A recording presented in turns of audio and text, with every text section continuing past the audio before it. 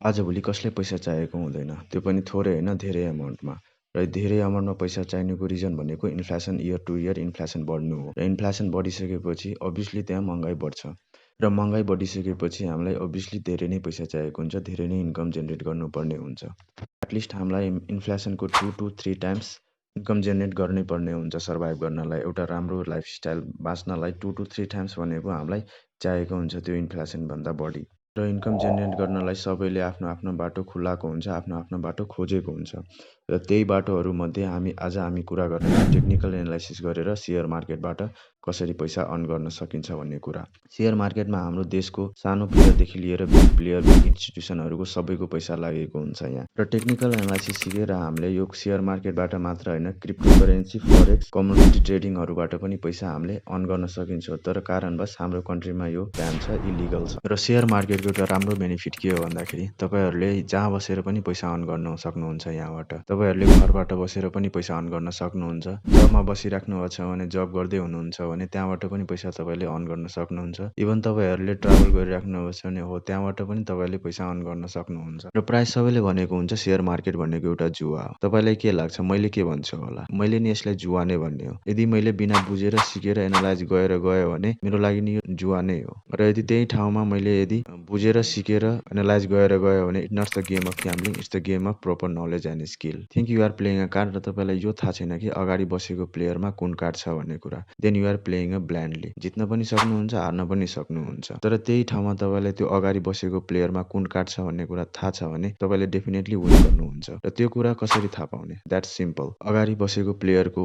Card उठाउने तरिका हेर्नुहोस्, त्यसको एक्सप्रेसन हेर्नुहोस् र त्यसको अगाडिको मुभ अब के हुन्छ, त्यसको अगाडिको अब चाल के हुन्छ त्यो हेर्नुहोस्। त्यहाँबाट तपाईँले पत्ता लगाउन सक्नुहुन्छ कि अगाडि बसेको प्लेयरमा कुन कस्तो कार्ड छ भन्ने कुरा हो। र यस्तै केही कुराहरू छ टेक्निकल एनालाइसिसमा जुन कि हामीले बुझेर सिकेर एनालाइज गरेर प्रपरली गयो भने, प्रपर स्किल बेसमा गयो भने हामीले टेक्निकल एनालाइसिस गरेर सेयर मार्केटमा विन गर्न सक्छौँ। Retail trader, big investor, big player, big इन्स्टिट्युसनहरूले यही कुराहरू बुझेर सिकेर प्रपर स्किल भएर प्रपर नलेज लिएर प्रपर प्लानिङ गरेर र ठाउँमा पुगेको हुन्छ। सेयर मार्केटबाट पैसा कमाउने भनेको दुईटा तरिका छन्, एउटा इन्भेस्टिङ गरेर र अर्को ट्रेडिङ गरेर। तपाईँहरूले चाहनुहुन्छ कि म इन्भेस्टिङ गरेर पैसा कमाउँछु भने त्यसको लागि तपाईँहरूलाई sectoral analysis, business analysis, fundamental analysis, valuation analysis र म्यानेजमेन्ट एनालाइसिस बुझ्नुपर्ने हुन्छ, सिक्नुपर्ने हुन्छ लङ टर्म इन्भेस्टमेन्टबाट पैसा कमाउनलाई। र आज हामीले यो बेसिसमा कुरा गर्दैनौँ, आज हामीले कुरा गर्नेछौँ ट्रेडिङ गरेर कसरी पैसा अर्न गर्ने सेयर मार्केटबाट। ल त पहिला यो कुरा जानौँ हामी टेक्निकल एनालाइसिस भनेको के हो। टेक्निकल एनालाइसिस भनेको तपाईँहरूले यो जुन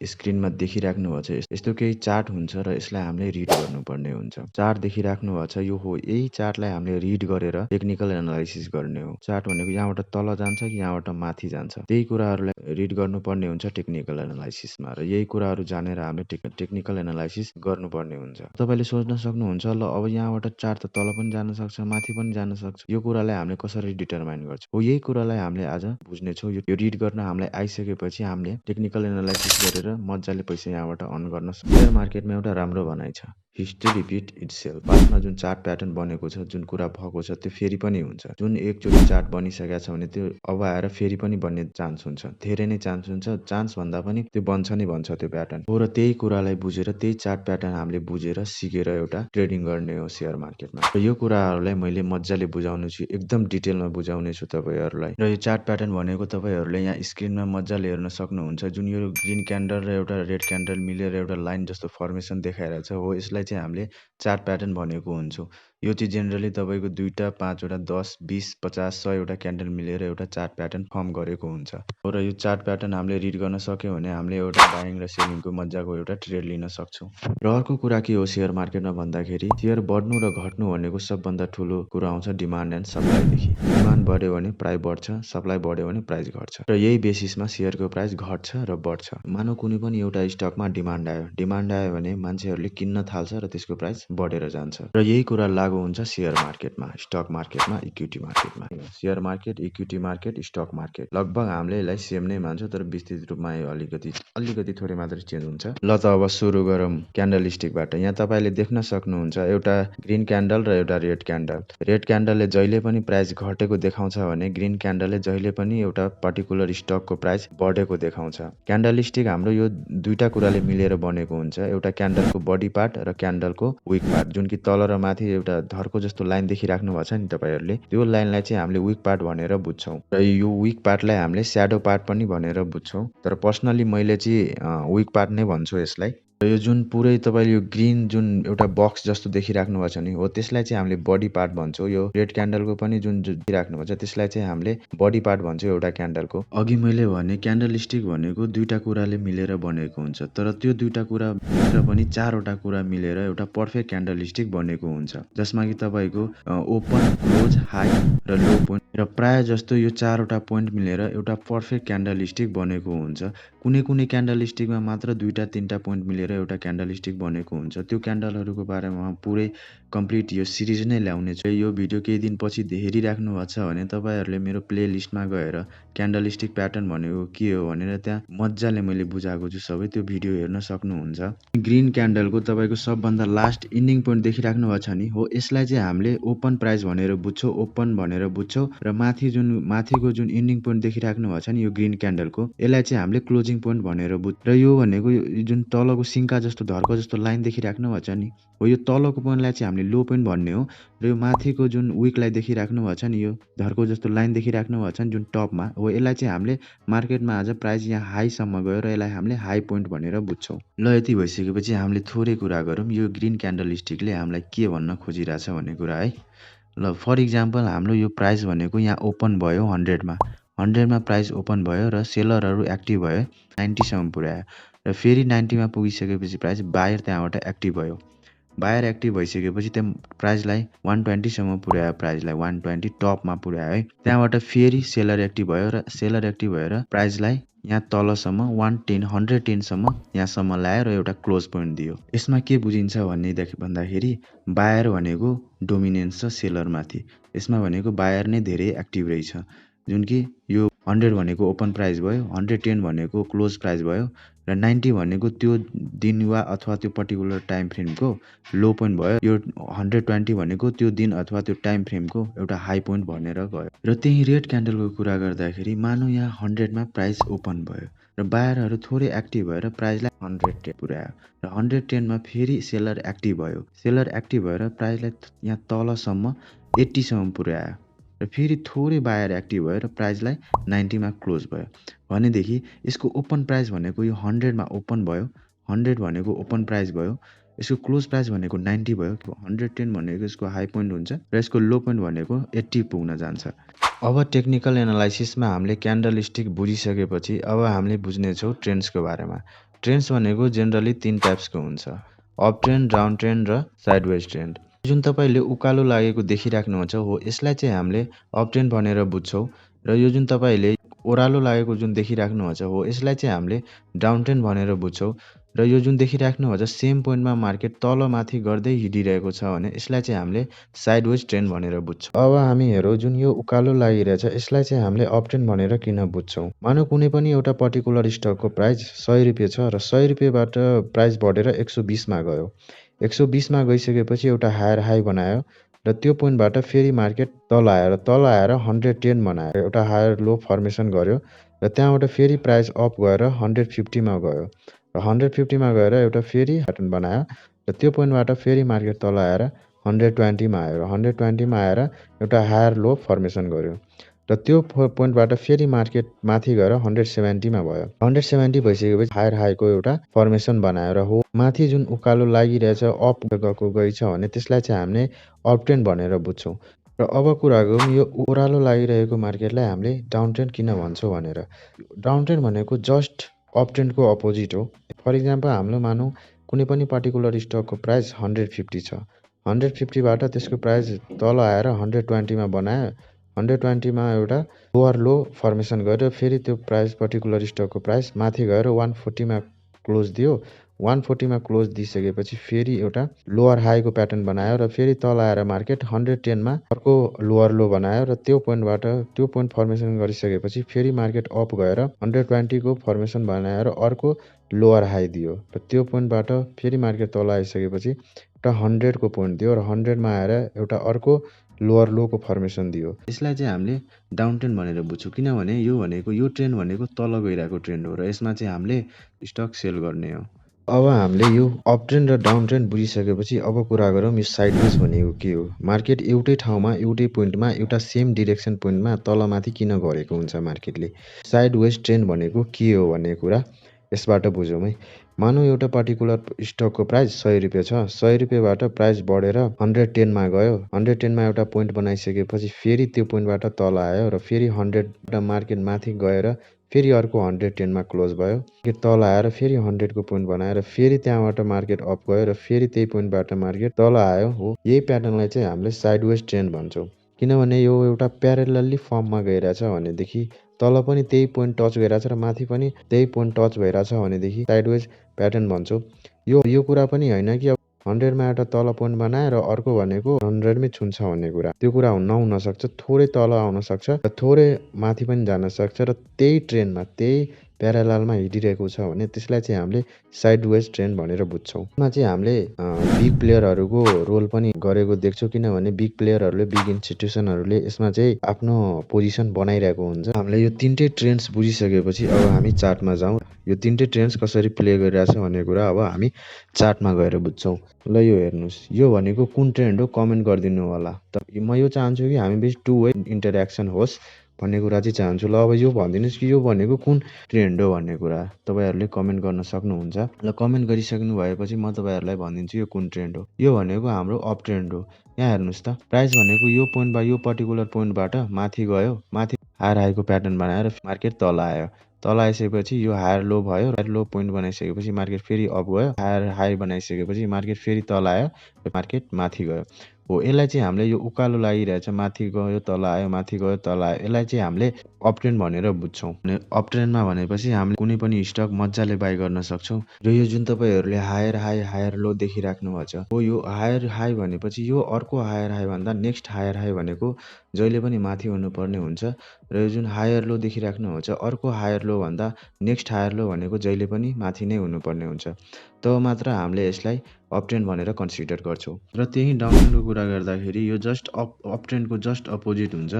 ल यहाँ स्क्रिनमा हेर्नुहोस् त, यो भनेको एउटा यो पोइन्ट भयो र यो पोइन्टबाट मार्केट तल आइसकेपछि तल यो पोइन्टमा आयो, यो पोइन्टबाट मार्केट फेरि अप गयो र एउटा लोवर हाई बनायो, फेरि मार्केट तल आयो र त्यहाँ एउटा लोवर लो प्याटर्न बनायो र फेरि त्यहाँबाट मार्केट अप गएर एउटा लोवर हाई प्याटर्न बनायो र लोवर हाई प्याटर्न बनाइसकेपछि त्यहाँबाट फेरि मार्केट तल आयो र अर्को एउटा लोवर लो बनायो। लोवर लो बनाइसकेपछि फेरि मार्केट माथि गएर एउटा लोवर हाई बनायो। र यो जुन तपाईँले डाउन ट्रेन्डको देखिराख्नु भएको छ, डाउन ट्रेन्डमा लोवर लो र लोवर हाई देखिराख्नु भएको छ। पछिल्लो लोवर लो भन्दा अब जुन नेक्स्ट लोवर लो बन्छ त्यसको भन्दा तल हुनुपर्ने हुन्छ। र जुन लोवर हाई देखिराख्नु भएको छ, लोवर हाई भनेको त्योभन्दा तल हुनुपर्ने हुन्छ। तब मात्र हामीले यसलाई डाउन ट्रेन्ड भनेर कन्सिडर गर्छौँ हो। यसलाई चाहिँ हामीले डाउन ट्रेन्ड भनेर बुझ्छौँ। किनभने यो भनेको यो ट्रेन्ड भनेको तल गइरहेको ट्रेन्ड हो र यसमा चाहिँ हामीले कुनै पनि पर्टिकुलर स्टक सेल गर्दा हुन्छ। ल अब थोरै अब हामीले साइडवेजको कुरा गरौँ है।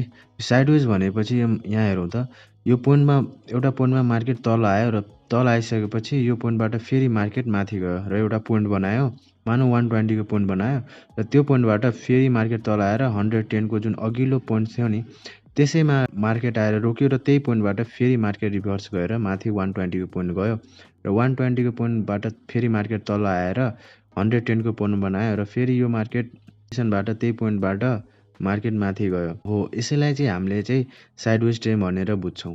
किनभने मार्केट एउटै डिरेक्सनमा एउटै प्यारलल ठाउँमा तलमाथि गरिरहेको हुन्छ।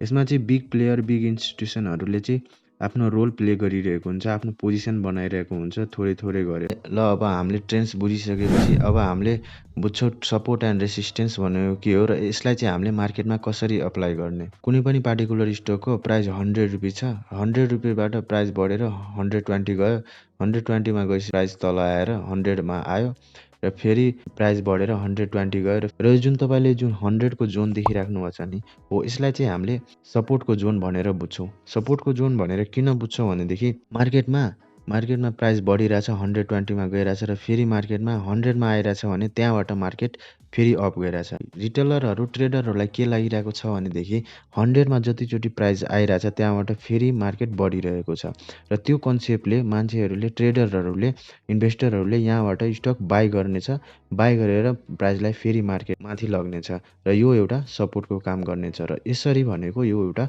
सपोर्टको काम गर्छ मार्केटमा। र अब यो जुन तपाईँले यो 120 को जोन देखिराख्नु भएको छ नि, हो यसलाई चाहिँ हामीले रेसिस्टेन्सको जोन भनेर बुझ्छौँ। रेसिस्टेन्सको जोन किन बुझ्छौँ भनेदेखि ट्रेडर इन्भेस्टरहरूले 120 मा प्राइस जाँदाखेरि प्राइस घटेर आइरहेको छ भनेर ट्रेडरलाई इन्भेस्टरले दुवैले बुझेको हुन्छ र मार्केटमा दुवैजनाले हेरिरहेको छ। जब प्राइस 120 मा पुग्छ मार्केट तल आएर 100 सम्म झर्छ। हो त्यही कन्सेप्टले 120 मा प्राइस पुग्यो कि त्यहाँबाट सबैले सेल गर्न थाल्छ। ट्रेडर इन्भेस्टर रिटेलरहरूले सबैले सेल गर्न थालिसकेपछि प्राइसलाई फेरि तल ल्याएर आउँछ र एउटा सपोर्टको ठाउँमा ल्याउँछ र त्यहाँबाट फेरि मार्केटलाई पुस गरेर रेसिस्टेन्समा जान्छ। र तपाईँहरूले अब सोच्न सक्नुहुन्छ होला यसै गरी मार्केट गइराख्यो भने मार्केट त जहिले पनि एउटै डिरेक्सनमा हुनसक्छ। तर यस्तो हुँदैन। यस्तो हुन्छ कि मार्केटमा तपाईँले अब बुझ्नु कि एउटा कम्पनीको या फिर मार्केटमा कुनै राम्रो न्युज आयो, मानौँ कि कुनै पनि एउटा पर्टिकुलर स्टकको राम्रो डिभिडेन्ड दिइरहेको छ भने त्यो स्टक त्यो पर्टिकुलर स्टकमा इन्भेस्टर र रिटेलरहरूले त्यहाँ इन्भेस्ट गर्न थाल्छ। डिभिडेन्ड पाउनलाई त्यो स्टक किन्न थाल्छ र त्यो स्टकको प्राइस बढेर जान्छ। हो यसरी चाहिँ सपोर्ट एन्ड रेसिस्टेन्सले मार्केटमा काम गरेको हुन्छ। र यो जुन मैले सपोर्ट एन्ड रेसिस्टेन्सको कुरा गरेँ यो भनेको तपाईँको अप ट्रेन्डमा पनि बन्छ, डाउन ट्रेन्डमा पनि बन्छ र साइडवेजमा पनि बन्छ है। साइडवेजमा मात्र सपोर्ट एन्ड रेसिस्टेन्सले काम गरेको हुन्छ। यो अप ट्रेन्ड र डाउन ट्रेन्डमा पनि काम गरेको हुन्छ। ल यहाँ हेर्नुहोस् अप ट्रेन्डमा यहाँ हेर्नुहोस् त प्राइस एउटै डिरेक्सन माथि गइरहेछ र ट्रेन्ड लाइन एउटा ड्र गर्नुहोस् यहाँबाट र तलको ट्रेन्ड लाइन ड्र गर्नुहोस्। सपोर्ट भनेको यो जोन भयो र रेसिस्टेन्स भनेको यो माथिको जोन भयो। डाउन ट्रेन्डमा पनि हामीले कुरा गर्दाखेरि डाउन ट्रेन्डमा पनि हेर्नुहोस् यो भनेको हाम्रो सपोर्ट यो माथिको जुन देखिराख्नु भएको छ त्यो भनेको हाम्रो रेसिस्टेन्स जोन भयो र यो भनेको तलको जुन देखिराख्नु भएको छ लाइन हो यसलाई चाहिँ हामीले सपोर्ट जोन भनेर बुझ्छौँ। क्यान्डलस्टिक्स, ट्रेन्ड्स, चार्ट प्याटर्न्स र सपोर्ट एन्ड रेसिस्टेन्स हामीले बुझिसकेपछि हामीले यो इन्डिकेटर्स र भोल्युमलाई कसरी छुटाउन सक्छौँ। इन्डिकेटर्स र भोल्युमले हामीलाई धेरै नै हेल्प गरेको हुन्छ कुनै पनि स्टकको प्राइस घट्न र बढ्नमा।